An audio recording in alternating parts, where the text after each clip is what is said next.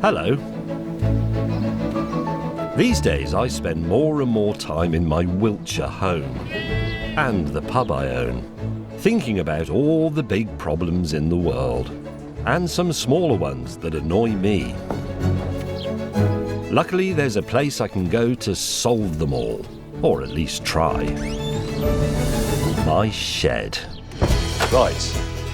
It's here that I have the tools. Let's just saw some wood up. The tea. And a couple of other highly competent blokes Very good. Brace yourself. who've agreed to help me rid the world of problems, Is she getting a ticket out? great Early flight of us. and small.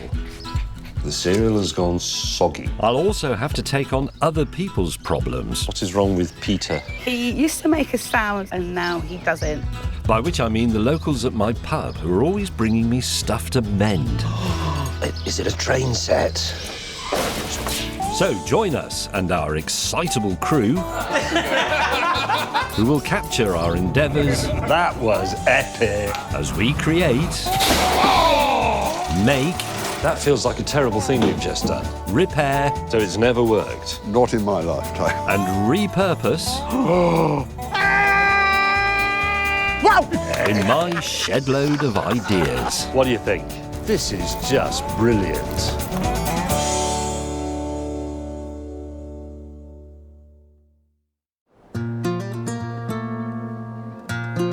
You might think that sitting on this bench in Wiltshire is very relaxing. And so it should be, unless your mind is filled with concern for all the problems of the world and how to solve them. Right now, I'm keen to take on one of the most persistent problems that affects the whole planet. And that's plastic waste. In Britain, we discard 1.7 billion pieces of the stuff every week.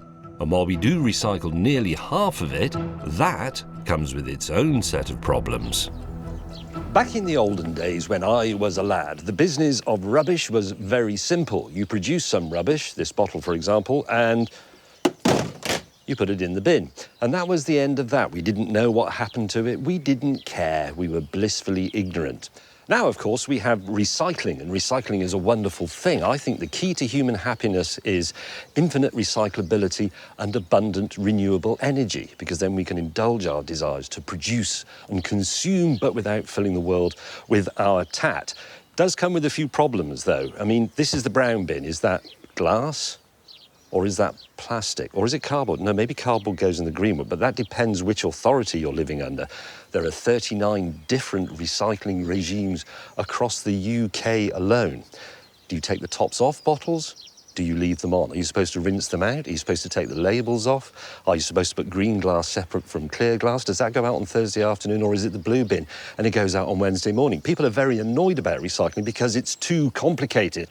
Apparently 82% of British households put something wrong in the recycling bin. What if you could recycle your plastics, for example, yourself? What if you could cut all this out, all this frustration, all this annoyance, and at home, simply turn all those old bottles and what have you into something beautiful and enduring?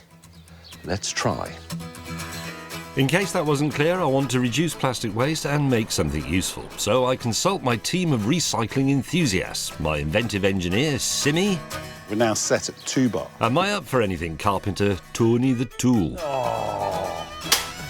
And not forgetting our crew, who have been busy collecting and shredding plastic for our great recycling experiment. We are planning to make a board game for the pub, so Tony, Sim and I prepare our garden smithy. Right, situation report, viewers. We've shredded all our plastic. We are going to melt it. We're going to use this little oven and this toasted sandwich maker. We're looking for a temperature of around 150 degrees, at which it will become very plastic, but not liquid. Simmy has this attractive pair of silicone gloves. When we have made our plastic into a plastic state, one of us is going to knead it until we've got enough to put in our mould to make a rectangular section. To melt plastic safely, it must have a number 2 on its recycling symbol, which tells us it's non-toxic. This can be found in milk bottles, and without giving the game away, so to speak, plastic lids are perfect for our counters and board of different colours. To begin with, we're going to do white, and we're going to do it in the oven. The aim of our back garden experiment is to find out if this process actually works. By running different heating appliances all at the same time, we're hoping to generate enough plastic to build our game. I put a sheet of baking paper on there in the hope that it won't stick. Should we start with that?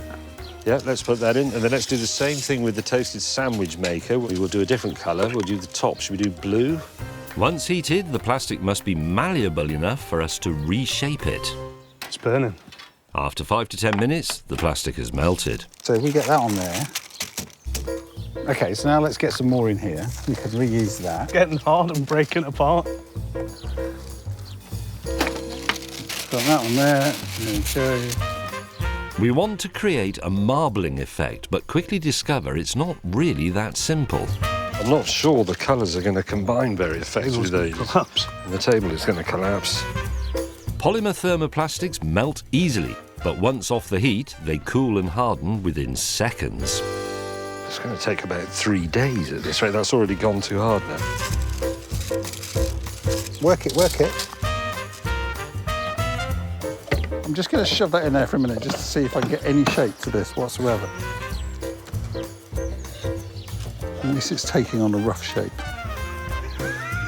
We've made nougat. That's not even a quarter of what we need. Situation update, viewers. That is what we have created so far. It's very difficult to get it into a properly plastic state. It doesn't mix together very well. It doesn't form very well. It sets fire to greaseproof paper. It burns Tony's hands. Would you like to know, viewers, what it was that we were hoping to make for the pub?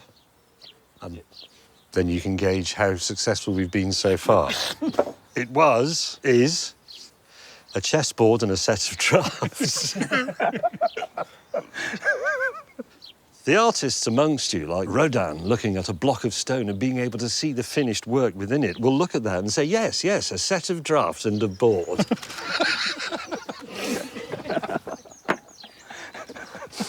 Oh, God, what are we going to do?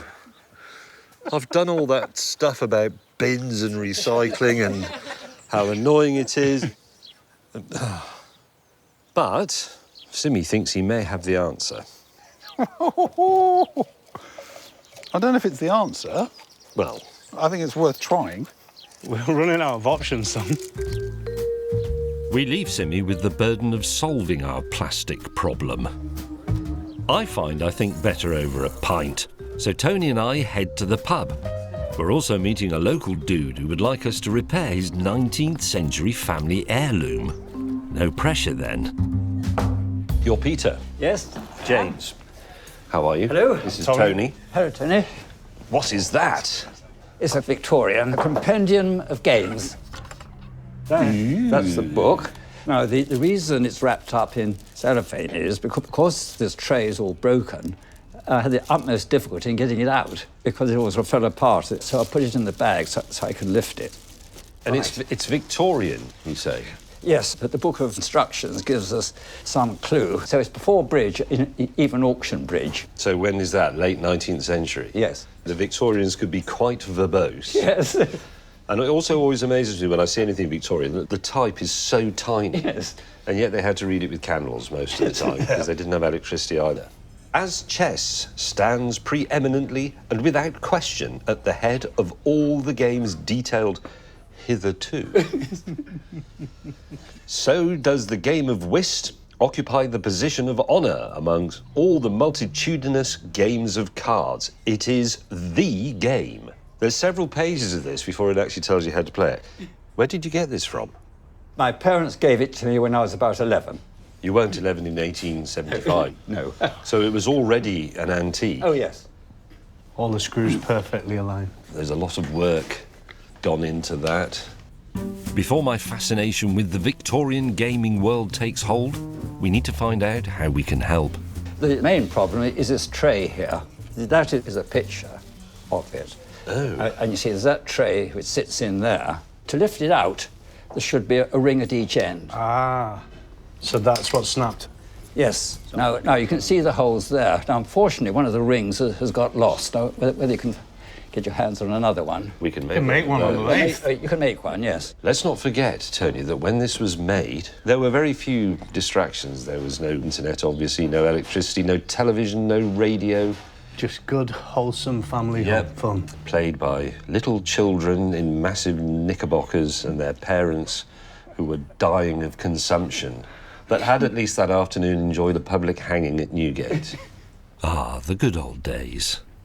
So I've got all these bits together, but where do these belong? Something is missing from down here. We can reinstate that, I think, with a bit of careful gluing and clamping, and then a once-over with a very finely set plane. This is actually rather nice, isn't it, Tony? It's beautiful. Given that it was probably made in great numbers, what's your ambition for this? To put it in a state, really, where when the grandchildren can play with it again. Peter, we shall tidy up the box, replace that bit that's peeled off, make another loop, and blend it in as seamlessly as possible. Yes, leave it with us, Peter. We will be in touch, and you will be astonished, and you'll look at it and think that's great, and then go back to your iPhone. Thank you very much. This might be a relatively small repair, but it will involve some intricate carpentry and some light metalwork. But the weight of history will add extra pressure as we attempt to get Peter's compendium of games back to full working order.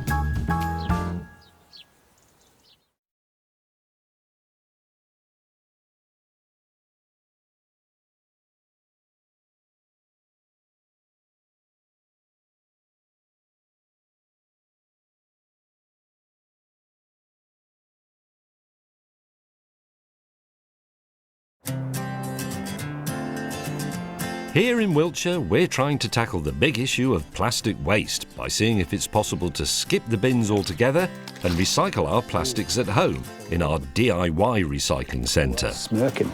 It's burning. Our idea was to make a draft set for the pub out of milk bottles, but so far our efforts have proved fruitless. It looks terrible. Oh, God, what are we going to do? But we may just have hit upon a solution. So we need to melt in small quantities. I think so. And a smaller mould. I was wondering if, just as an experiment, we put a little bit of material in there. It's a piece of his vacuum cleaner from his van. See, the thing is, ideally, you'd put it into a hot mould, heat the tube itself with the torch, let it cool, or dunk it in some water. Hopefully it will shrink a bit, and a nice round section pellet of recycled plastic will pop out. Are you ready? Yep.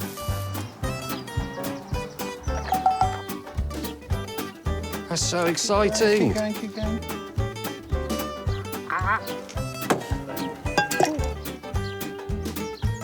Oh, man. Look at that. Ta-da! Hey, What a breakthrough. I'm so happy. I'm so happy, given everything we've been through today. It's good. It is good. I love it. Yeah. We just got to refine it. Yeah, we just got to make decent moulds. Yep. We put the ball in the middle of it and we put a lever on something that goes in it and then we just ram it down. A proper mould will speed up this whole process, so we waste no time in getting back to the shed. While Tony makes a start melting more plastic, Sim and I craft the smaller moulds using my new milling machine. I'm going to bore it on the Rishton. Which is a lovely machine. Isn't it lovely? Isn't it lovely? Lucy wants to give it a name.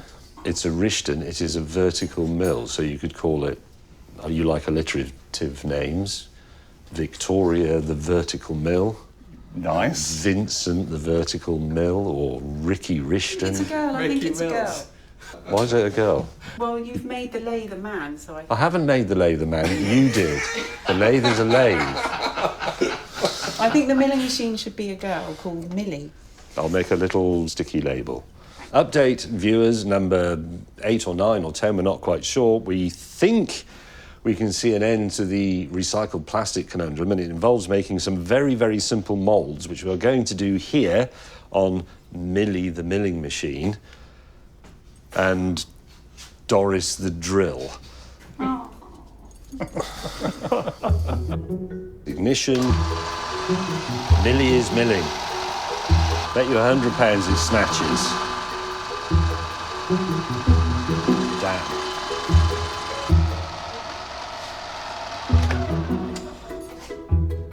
So this is basically our mould, and we're going to put our plastic in it, and we're going to press out counters.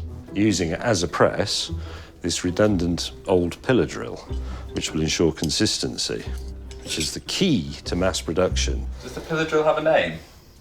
No, nothing has a name. The mill doesn't, the little mill doesn't, the pillar drill doesn't, the little lathe doesn't, the big lathe doesn't, the bench doesn't, my mini doesn't. The only things that have names here are Simmy and James. This piece of aluminium is not called Alan the Aluminium. It's just a piece of aluminium.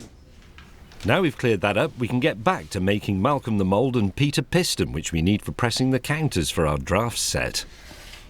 Where would you keep your G-clips?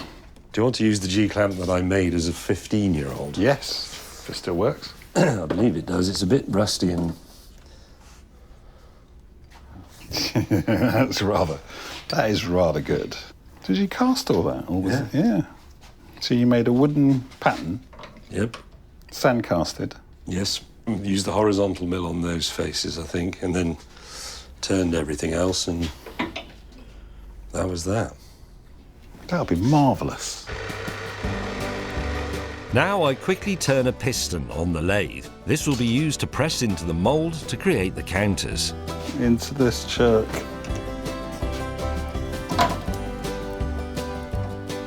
Done. All we need now is a bit of molten plastic to go in there.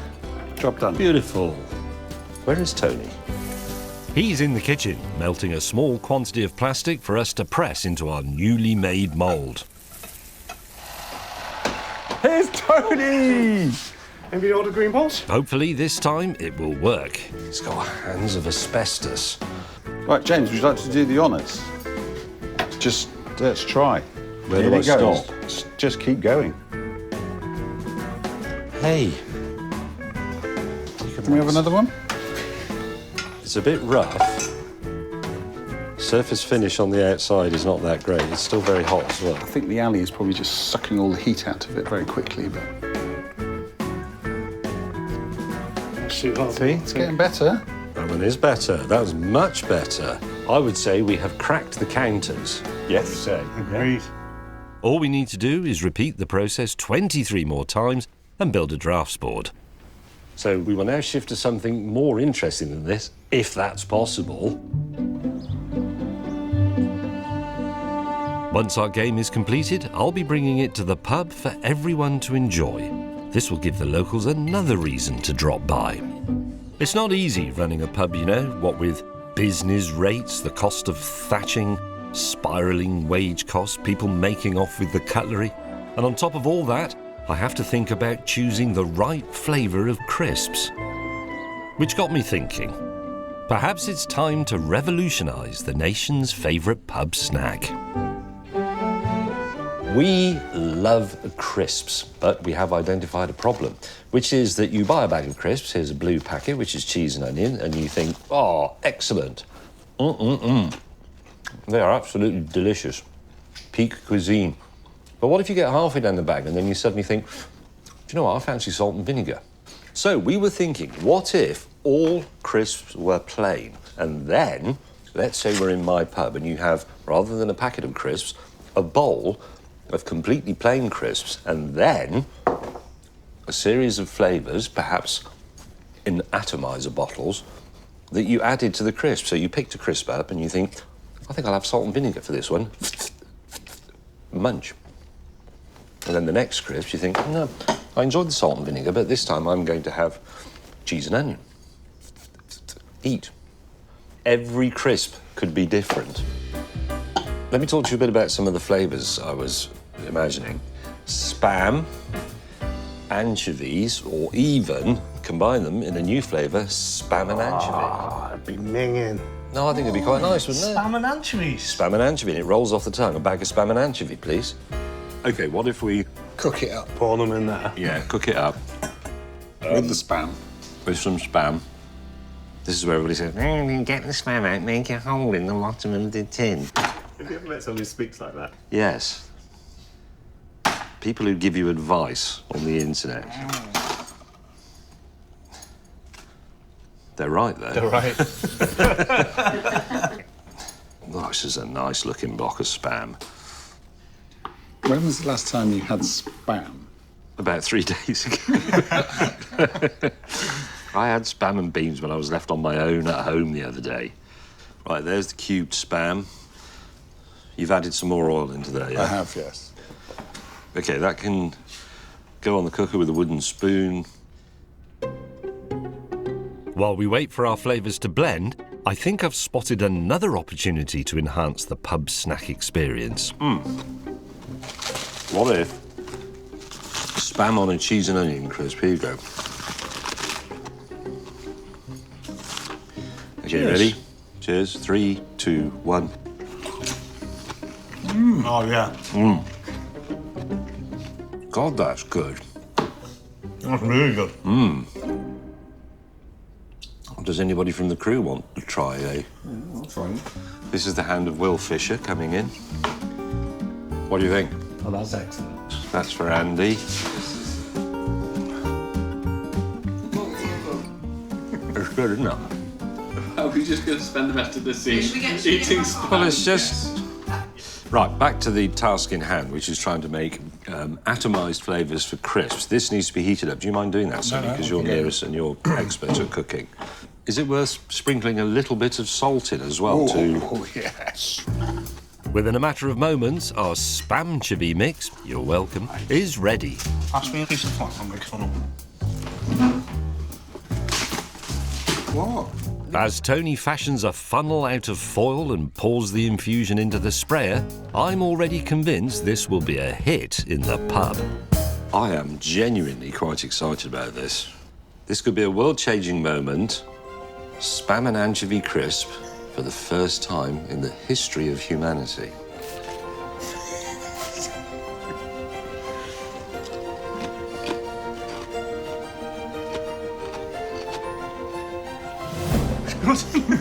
Oh, it works.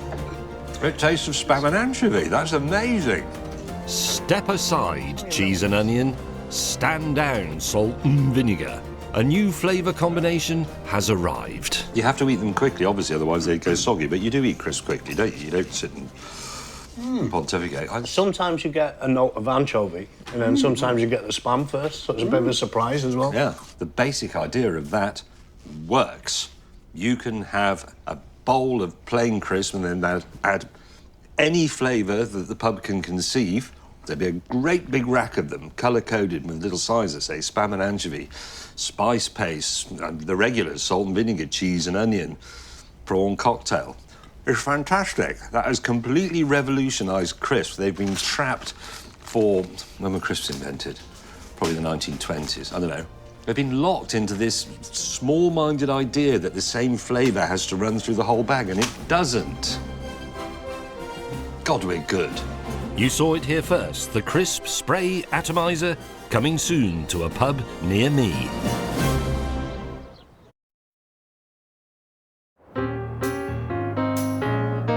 Welcome back to Wiltshire, where, as well as tackling some of the world's biggest problems, we're also often busy mending personal effects brought into the pub by the locals. So, Tony and I are back in the workshop to get started on the business of mending. Peter came to the pub and he brought us his Victorian games box. These bits are broken, and Tony is an expert on gluing things together, because that's the sort of thing he does. There's a lot in here, actually. It's rather cleverly done. This appears more broken than when we got it. It does, actually. The lid, Tony, is coming apart at the back and needs gluing and clamping. He doesn't want it restored, but he doesn't want it to fall apart any further. So there should be a little ring in each end for lifting it out. One of them is long lost, but it's okay because I have some brass rod of an appropriate diameter to make another. Do you want to make two and make them match?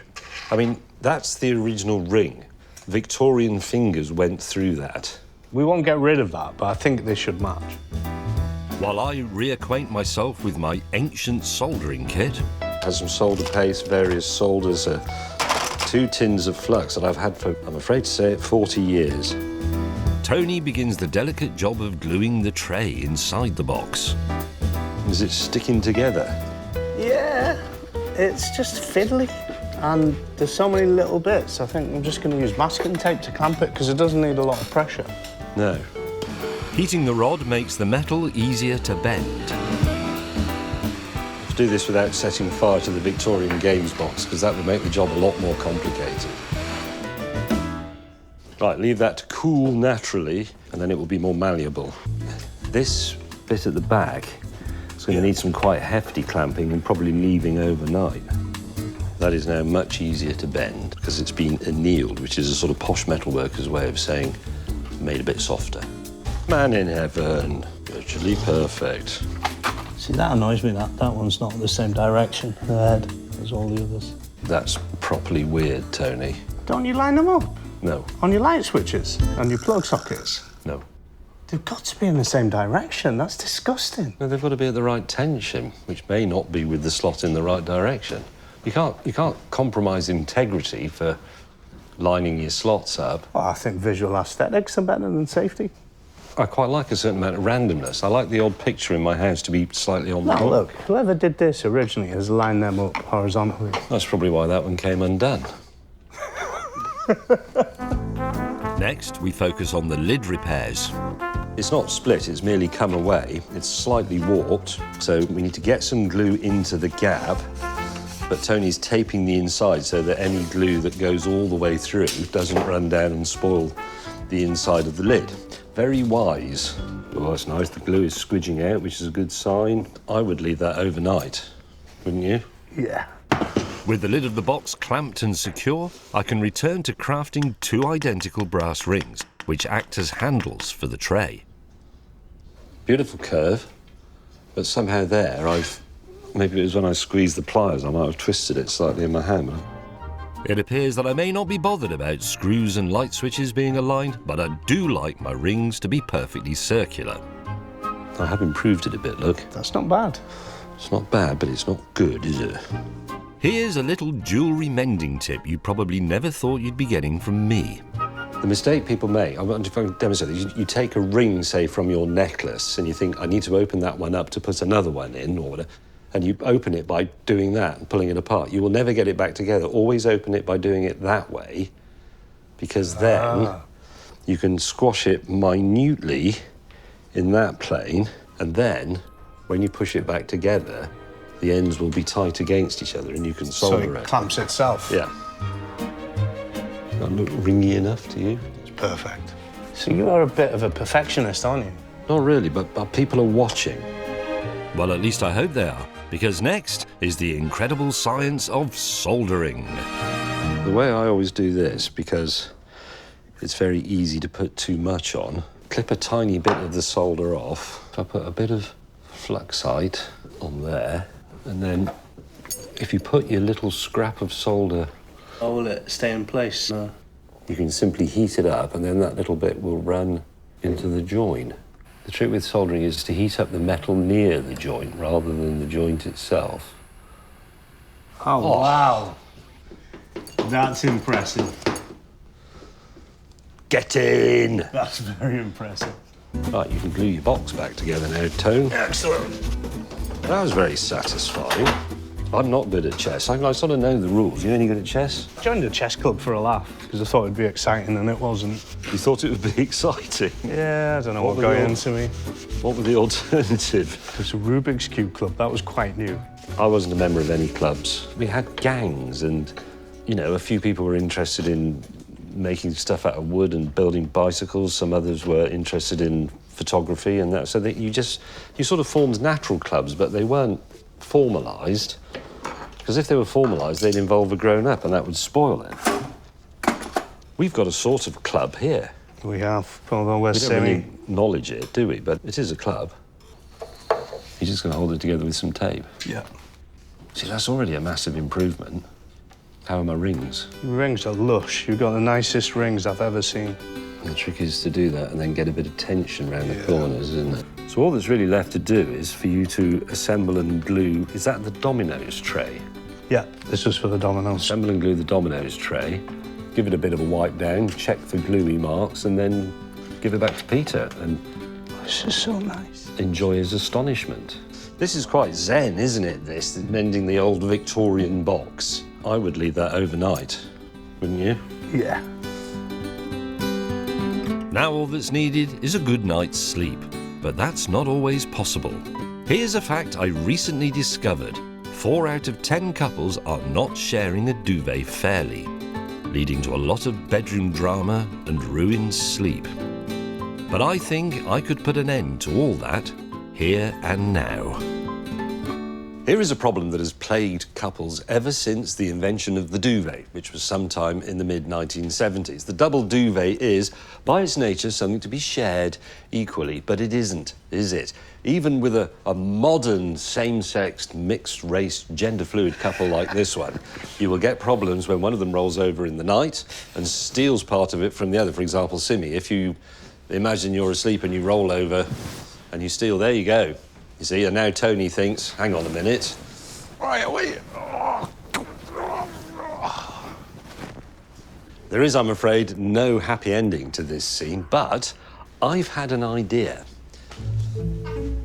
What I reckon, you two, is... Yes. What if... This is very simple. I've got some bungees.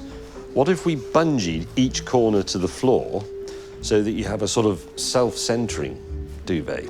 Ooh, that's nice, yeah. And it's sort of almost like a floating duvet. We really need one of those eyelet punching things. Or a cable tie. Oh, cable tie's a good idea. Do you want to double them up so they're longer? Well, possibly. Because then they'll... Yes, I think you're right. That'll do. Hogging the duvet is big news in Britain, outranking the age-old problem of snoring as the main reason for nighttime squabbles. If this works, no more. My idea is the bungees, which will be under equal tension on all 4 corners, will centre the duvet. If somebody pulls it one way, obviously it will spring back the other. And this will be unknown to them because they'll be asleep. But the duvet will always be in the middle. Makes a change, him doing all the work, doesn't it? Yeah. Makes a change just doing nothing. Oh, it's moving. Hey, there might be something in this. Also, if you had a height-adjustable bungee anchoring point, you could make more of a hovering duvet for very hot days, such as today. Ooh. Ooh, that's a nice draft. It is. Be asleep. This is a serious experiment. Obviously, in the final version of this, it will be adjustable. There. Now imagine one of you rolls over and grabs some duvet. Oh, well, you... Oh. James, I think you've cracked it. It's not bad, is it? It's not bad at all. It's very good. Do a bit of tussling now. It's the middle of the night. Just mind your eyes. Yeah, if the bungees become unhooked for some reason, look at that. Automatically centred duvet. The end of the argument. We've solved it. Thank you. There's your happy ending.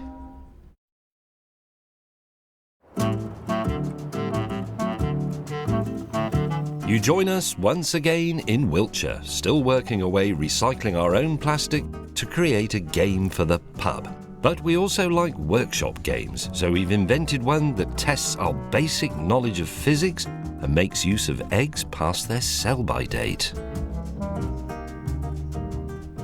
It's called The Yolk's on Us, and that's the last egg pun that there will be in this sequence, but it does involve an egg. We've got a box of eggs that have gone way past their sell-by date.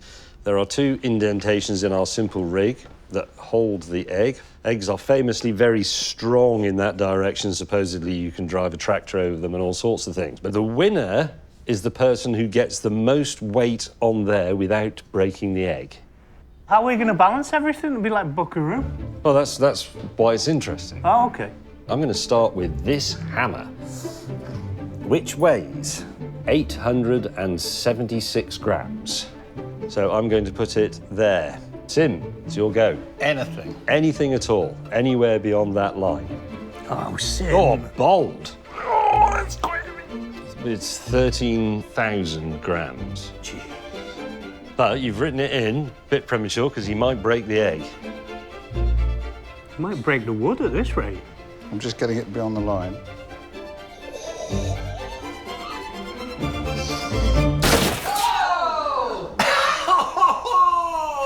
It's funny, what the egg was thinking, I've got this, I've got this.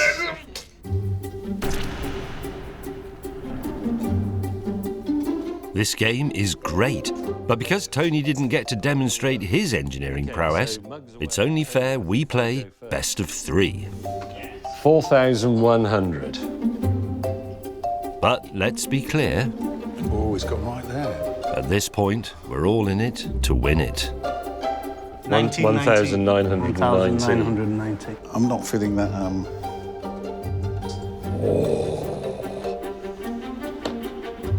You've played a very tactical game, Tony. Yeah, Have to 3 and a win. bit. There's a little bit of water in it. The average egg can withstand a surprising amount of weight, up to 35 kilograms when pressure is applied evenly. So I'm going to add 1,231. And I can't put it any further back than that. Simmy, I'm finding this genuinely tense. 445. Whoa! That was you. That's good. If this game wasn't exciting enough, for the final round we decide to add more drama. There's a minimum weight limit of 500 grams. Simmy, the Pro Hex head screws, he's ballsy. Looking for some...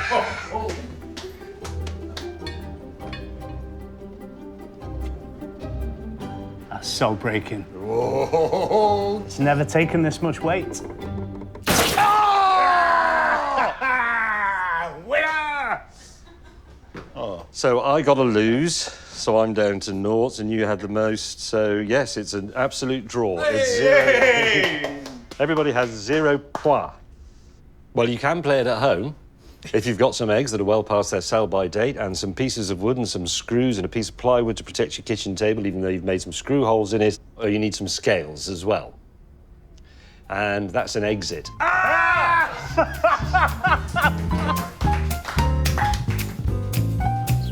But it's not all fun and games, you know.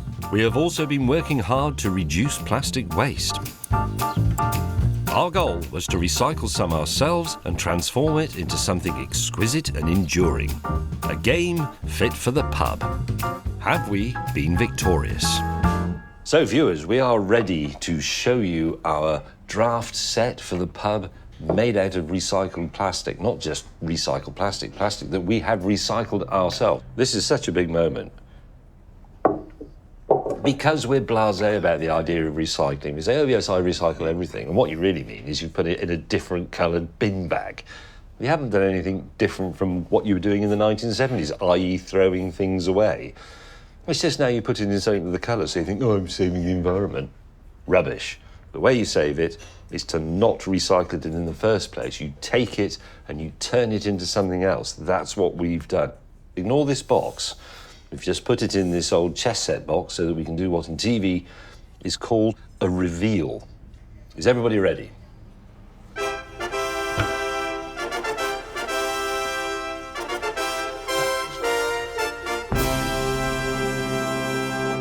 It's possibly a bit smaller than you were expecting from the amount of angst and energy that was involved. I think the word is homespun. It's brilliant. It's exquisite. It is exquisite, and it shall endure. Here is the board. You might look at this and say, that's very small. I say it's convenient and travel size. It's quite amazing how much plastic it took to make that small set. That's a very good point, because we had a massive heap of milk bottles and milk bottle tops. OK, would you two like to play? Yeah. In the interests of entertainment, for this game, we will be playing speed drafts. Although I must point out, Simmy is at a slight disadvantage. He is colourblind, and red and green look the same to him, which is something we didn't consider rather stupidly when we made the set. That's red, though. Yes. Okay, that's all right. Yes, I wondered why you didn't do that earlier. Well, That's because I you couldn't see it. You're playing a man who can't tell the difference between the two sets. I take the wins where I can. Oh, massive error. Oh, I forgot you could go backwards. You can if you're taking people. I forgot. A bit shafted, aren't you? I am. That's Tony, that's you. Why is that there, then? Because Well, that's Tony's cocked it up. There you go. The first ever victory on the Royal Oak homemade recycled plastics draft board was won by a man who can't see it. So, there you have it. We drank the milk, collected the bottles and tops, and turned them into something useful. Something that may well outlive us all. Now that is the true definition of recycling. Before Tony demands a rematch, we must move to another part of the pub to meet Peter and return his Victorian games box, which has been fixed for the first time in 150 years. There wasn't really a great deal wrong with it, but it was coming apart at the seams here and there. There was a loop missing. There was a bit broken off, because I did tell him I'd make it look like a repair. I think that's fine, though, because I really struggled with making it look like new, and I think there's every little mark tells a story. Every bit has got a story behind it. I think you're right. Personality and character. Hello. Here is Peter. Hello. Nice to see you again. Good evening. So, your Victorian games box, Peter. We spent quite a bit of time on it. We haven't restored it because you asked us not to. Yes. Various joints around here have been re-glued along the front. You remember this piece had sheared off and this piece was missing. Yes. So I've made you a new one, but did promise that I would make it look like a repair so that it was part of the story. Yes. And so it is. Good. And now, if we open it up, and remove the very wordy instruction book, you will see, sir, 2 loops where there was only one. Yes. Those have been freshly made by us, and Tony has reassembled this entire tray. And it was almost impossible to get it out. Yes. And if you tried, it fell apart, literally. Well, because all these pieces were loose. There's no rhyme or reason to why it's made the way it is. Yes. When it came apart, literally every piece of it fell apart, and there's lots of little pieces. But we haven't spoiled the very extensive patina and story that is within the wood. I think that's the important thing, because every mark's got a story behind it. Oh, yes. And we had this dilemma, didn't we, about whether we'd clean this up and make it look brand new. Yeah, But a big part of us. it. Yeah, we did want to plane it all down and re-oil it, but we fought that urge. Do you think anyone will ever play any of these games again, or is this? Well, I think they will. We used to play a little bit with my children when they were small, but now the next generation will come along, and hopefully the grandchildren will enjoy it. And that's